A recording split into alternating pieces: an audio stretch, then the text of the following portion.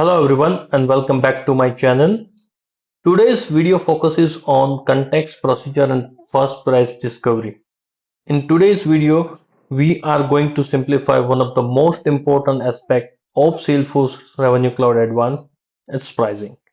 So we'll break down step by step, starting from context definition, moving through the pricing procedure, and ending with how the system performs first price discovery. So here is the agenda. First of all, we are going to talk about context service. Then we'll see what is context definition. Following that, we'll explore what is pricing procedure. We'll see a use case and we'll review the configuration of the use case. So first of all, what is context service and context definition? So context service acts as a generic module and forms a layer between application and procedure. It easily retrieves the data and use it across various industry clouds at every step of process. Now what is context definition? So context definition contains complete set of information required to execute a particular process. It includes the relationship between nodes and their structure, attribute, context type, and its mapping. It ensures the efficient data access at every step of the process, and if you want to enable it, you can go to setup, go to feature setting, context service setting, and you can turn it on or off from that. Now consider you are going to create an order from quote and order line from quote line item. At that time, if you want your quote line field to get copied to some order line field, so now you can define that with your context definition, like which field of quote line will map to which field of order line item, and you don't have to write any trigger. And that is where the beauty of RCA comes in. It is totally mapping. Okay, you don't have to write anything until and unless it is a complex stuff that you have to implement. Everything is mapping, and that we are going to see in the video as well. Now let's see what is pricing procedure. So pricing procedures are the fundamental to all the pricing strategies in Revenue Cloud Advanced. It pulls data from the decision table, formulas, and custom object as well. These procedures consist of different rules, conditions, and formulas, and we are going to see that as well in following videos and current video today in today's video as well. It also provides the visual representation of calculation using price waterfall. It requires context definition to decide which type of pricing procedure is it. So context definition is mandatory to define the pricing procedure. It can be used for the various purposes such as deriving the initial price on the catalog, deriving the final price of the product based on the price book entry, adjustment tiers, etc. Product qualification, whether the product will be visible on the catalog or not, and fulfillment. Now, a use case. So, use case is using the pricing procedure to show the initial price on the catalog for each product. Now, what do I mean with that? So, when you go on the catalog, you see this highlighted portion which has written like USD 250, USD 5000, 6790, and 120. This is the initial price discovery. How can we get the data over there on the product catalog, the pricing over there on the product catalog? And without that, you won't be able to add the product to the cart, and it will provide you an error as soon as you click on add. So we are going to see how can we derive that first price discovery in RCA. So let's review the config. So I'm in the Salesforce org and I'm on the quotation object. Now let me go to browse catalog and let's see what comes up over there. I just hit the browse catalog button and we are getting the catalog loaded for us, and we have catalog loaded where I can see laptop bag, laptop pro 15, maintenance bundle, recurring product, but I don't see any price over here as I have shown in the PPT. Now let me try to add the product. So I just clicked on add and immediately I got an error because product doesn't have a price.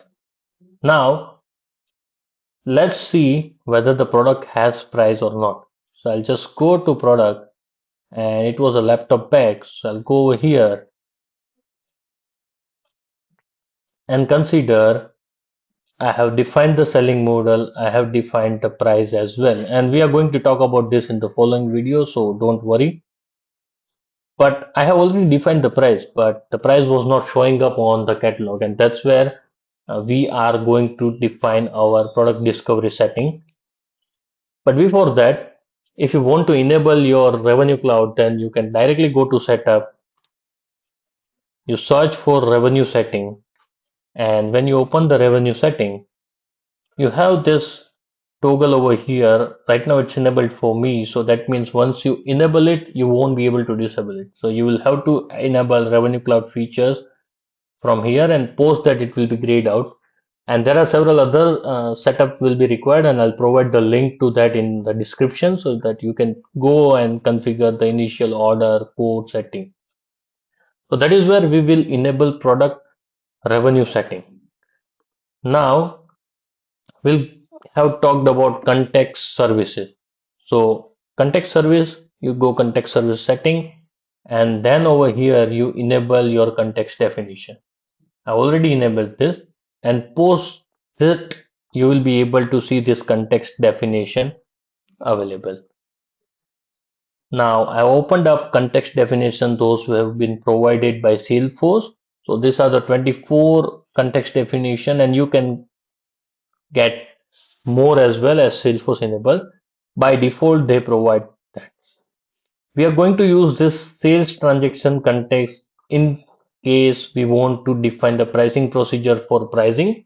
But right now we want to enable the product discovery setting. That means getting the initial price on the catalog, and which will be done using this product discovery setting. Now you can do two things.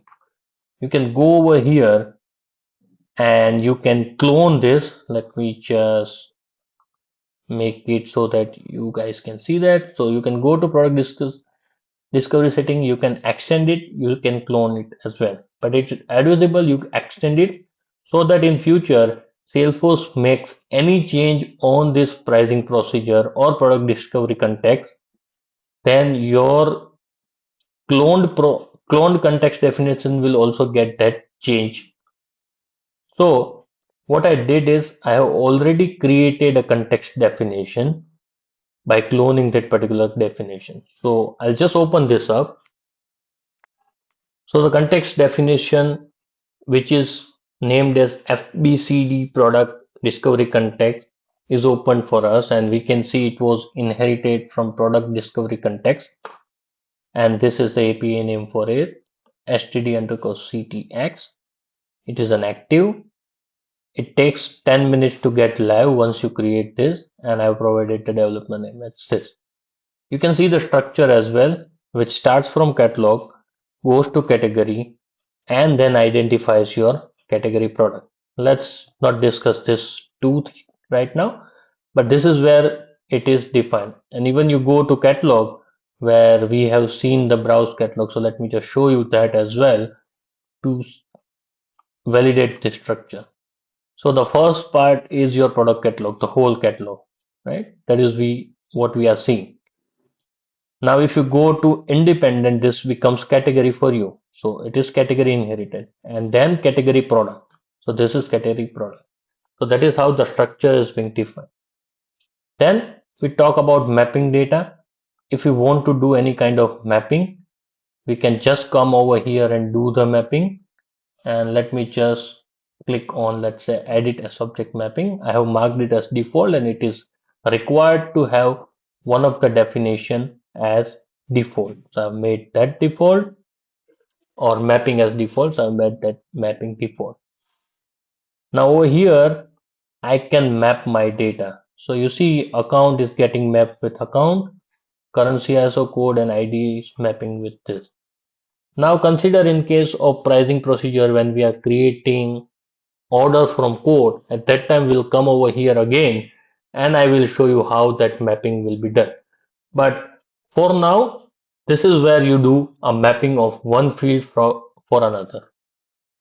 Then you go to context tag, so it will define the tags by which pricing procedure will know which data we are talking about. And then the filters, if you want to do any filtration on this. So that is what context definition is. Now, once you are done with context definition, what you should do is you have to go to product discovery setting, and let's see what is there.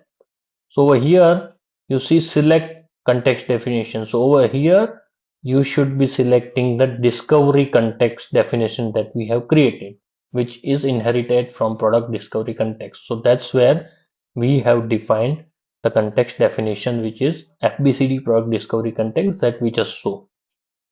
Now we'll have to select this, select pricing procedure.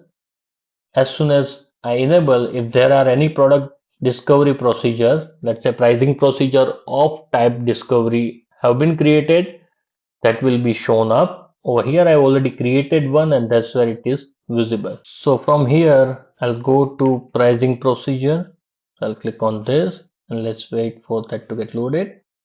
And over here you can see SABC learning discovery procedure is being already created.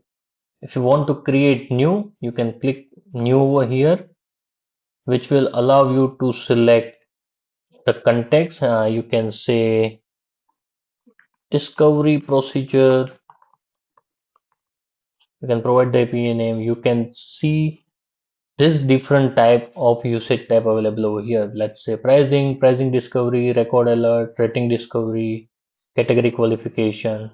So these are the different type of usage that we can define on pricing procedure. So which type of pricing procedure is it?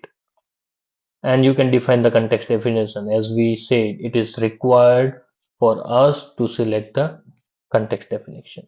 What I'll do is I'll simply cancel this for now since I have already created one. So I'll just open the same and let's review the configuration. Before that, let's see the basic details that's being configured on the SFDC learning discovery procedure. Name, it is type of pricing, API name we have given, and the context definition as well we have given. And this is the first active version of it. So I'll just click on that to open the same for us. And as soon as we click on that, it starts loading. Over here, there are different modules that you can start creating. And whenever you create the fresh one, you will not be seeing this type of default modules coming up. You will have to click over here and add the pricing setting. I already added the pricing setting where for which line I want to get the pricing. So that's where I'll store the pricing ID. That means the ID of the line for which I am expecting the pricing to be done. Currency. So which currency you are in right now. Okay. So if you have multi-currency enabled, then only you will be able to see this currency. Then do you want to use any pricing waterfall? Yes. Net unit price and subtotal. In which field this data will come up, and this is part of the context definition itself. If you want to see the different elements, you can see from here as well. And if you want to see the different constant, different promotion related or catalog related stuff that we have defined into context definition, you can see it over here as well. Now it's let's talk about getting the initial price. So this is the lookup table that is for price book entry. That means whenever you create price book entries, you will have to refresh the decision table of price book entry, and from that the pricing procedure will read the data. Now we'll come over here. Let's say there are four inputs to this. First input is product, and as we have seen over here, when we went to catalog in context definition, it was having catalog ID, category, and from category it was having category product, pricing product, and from pricing product we'll have pricing product ID, and that is what we are going to supply over here, that this is the product for which I want pricing. Then price book, the price book ID, that means I want the price of this product from this price book, and for which product selling model, that's been defined here using this product selling model. Then currency, which is your currency, that means the currency that you are using. what it will return to us? It will return the price book entry ID to us. Then, whether it's derived or not, this is used when your price is derived from another product. So right now we are not concerned about it and we can make it blank as well. Then quantity will remain 1, the product quantity that's being defined over here. By default, it will be 1 on the catalog and the list price field. So the price that is being shown will be captured into this list price field, and that will return from the price book entry over here. So that's we have stored as an input variable, right? So quantity is 1, price field, list price field, right now it is constant, which is blank, and then in output we'll get the price. So we'll get unit price from price book entry. We all know there is a field called unit price on price book entry, and that will be stored into this list price field, and we can ignore the subtotal for now. But that is how you will create your blocks into pricing procedure, which is for list price, deriving the list price. Again, you can add the component from here, or you can add the component and just drag and drop from here as well.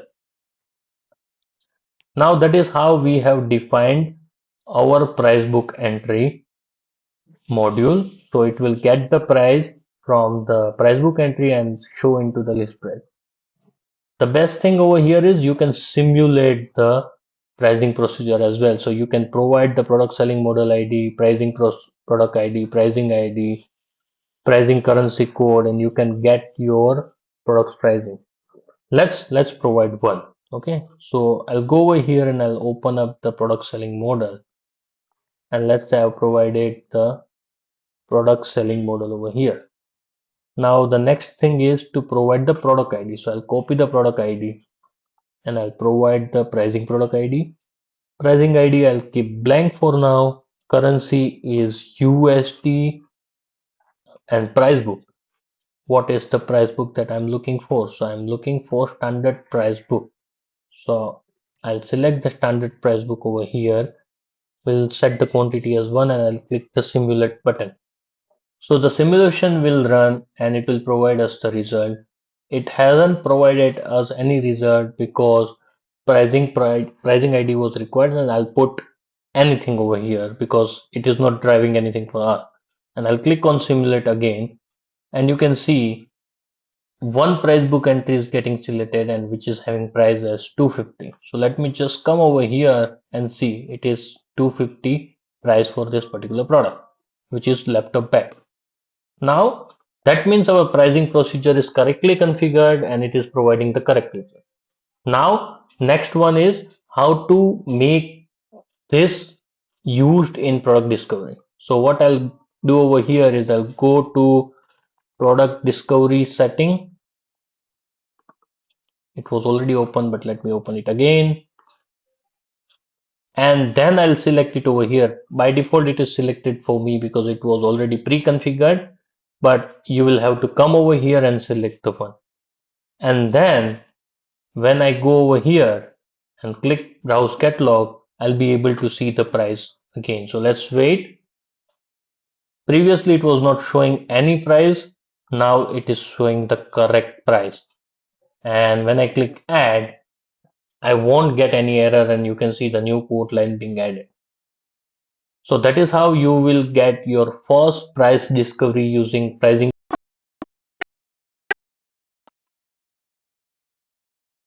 Thank you very much for watching the video. Please like and share the content and subscribe to my channel if you haven't. Thank you.